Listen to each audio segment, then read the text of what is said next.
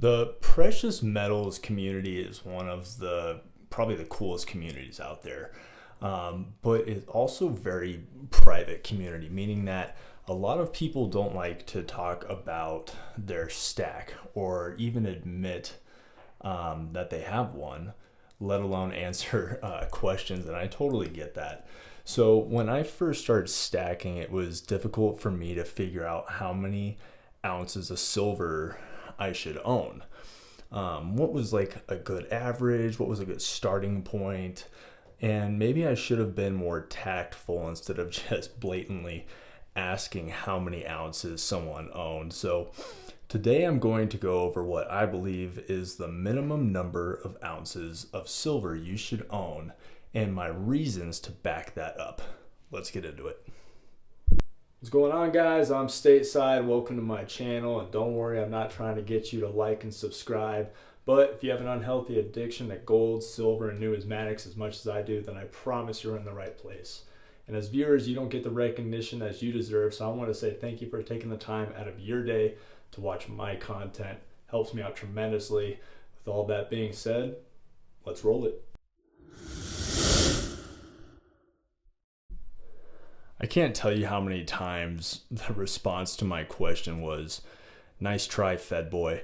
Like I said, I understand and I respect people's privacy, but it kind of hit me pretty hard. Or if I was like, "How many ounces do you own?" They're like, "Well, I had 200 ounces, but I got in a boating accident. And now they're at the bottom of a lake."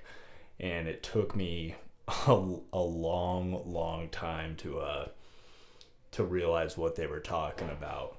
If you know, then you know. So if anyone's ever hearing about boating accidents when it comes to silver, then you know what I'm talking about. And that's gonna bother me that is the wrong way around. So before I get into talking about how much you should own, the minimum amount, I need you to know that stacking isn't a competition, and to never compare your stack to someone else's.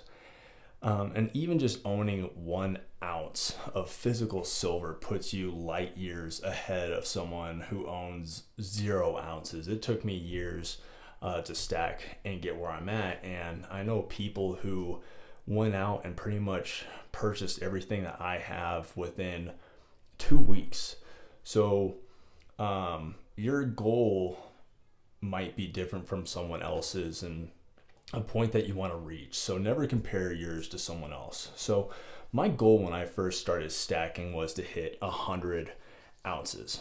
I didn't know if that was going to take me a year, if that was going to take me 2 years, or just my lifetime. So I have three, what I believe, solid reasons as to why 100 ounces is such an important number and to why you should hit that goal.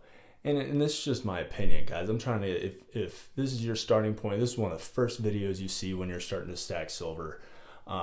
This is why I'm putting it out there, kind of spreading some knowledge out there. But 100 ounces allows you to make mistakes and really find what you want to stack.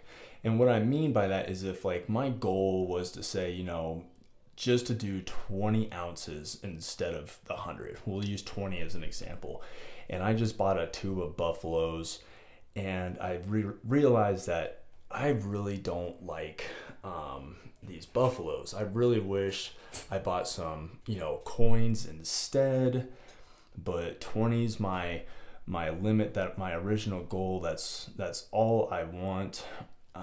It could put a bad taste in your mouth. Or let's say you just got into silver and you're doing 20 rounds or coins again, and you happen to buy when silver is really high at like 31, and then a week later it drops to 25, and you're not able to dollar cost average your way down because you set a limit of 20. And you really don't want it to go anymore. If you had 100, you obviously could start purchasing another 20 and averaging down what you wanted to do. And when I talk about variety, which means, hey, if you don't care what type of silver you have, I'm just going to go out, I'm going to buy this 100-ounce bar, and I'm going to call it good. But it allows you to find out what you like and what you don't like. You might buy a 10-ounce bar and find out that it's not your favorite. But hey, you still got 90 more ounces to figure out what you want. Or you can have a big combination things in your stack. Like you can buy bars and you can add some constitutional silver.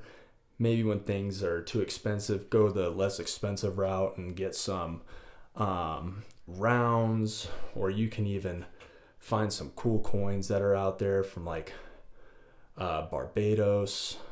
I still think these are really cool. The pineapple privy there. So it allows you to really expand and get what you want. You can buy 50 rounds, and you're like, hey, for that last big purchase, I'm gonna treat myself with a kilo reverse Libertad. So that's what I mean by variety. So that 100 ounce mark allows you to do things that a 20 ounces would not allow you to do. So that's probably one of the bigger ones right there. My second reason is I feel like 100 ounces is a substantial enough amount to have like a physical savings account with you on hand if things really head south, or if stuff hits the fan. It's your last resort if you need the money and sell.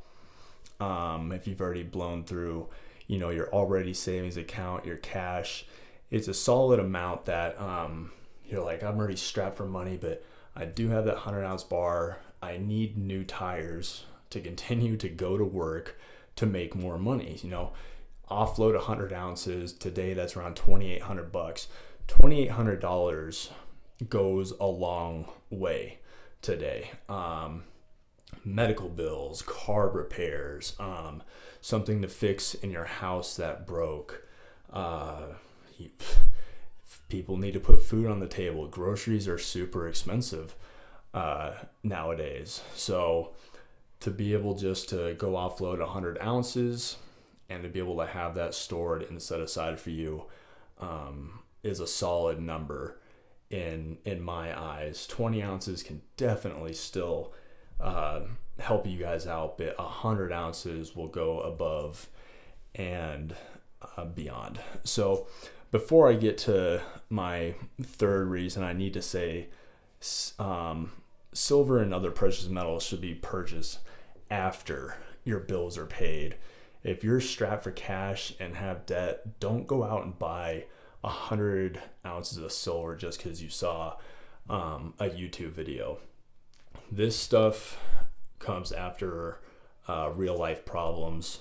So if you have spare cash after all your stuff's paid, go pick up a couple $50 here and there, couple rounds or whatever. This should not be your top priority if you have debt and bills that you need to pay. So my third reason, like you guys know, I'm a family guy, is I stack for my family. I've obviously already hit my mark. So if something was to happen to me now, it's for my wife and my kid, for them, that I can leave something behind for them. And like I said, this should be your own personal goal set aside for yourself to either complete in a year, several years, or just a lifetime. But I felt like this was a good amount for me. And once I hit that amount, I obviously kept going. And it's the amount that I feel, obviously, with everything that I have, that I feel comfortable that if something happened to me today, they would have enough to get by and to, not have to worry about them if I were to sell. You know, my wife already knows the people at the local coin shop. She knows who to take this to if she has to sell. So that's probably my biggest reason for all of them. So once I reached 100 ounces, I knew what I liked and what I didn't like. And I knew I loved junk silver or constitutional silver. And every once in a while I'll treat myself with a Libertad. So by the time I reached that goal, I also learned a lot, and I mean a lot, about,